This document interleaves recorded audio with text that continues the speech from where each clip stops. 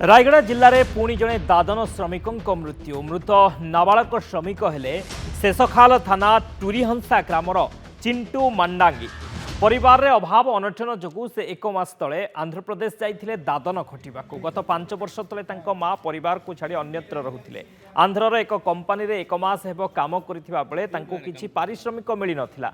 सेठारे देह असुस्थ हेबारु से किछि दिन तले निज गाँ को फेरी आसिथिले। गाँ रे रही से चिकित्सित हेउथिले। आज तांको गोष्ठी स्वास्थ्य केन्द्र को निया जाइथिला हेले बाटरे ही से आखि बुझी दैथिले। मृत चिंटू दुईटी छोट भौणी रही जो परिवार को सरकार सहायता प्रदान करने ग्रामवासी दाबी करिसेंती।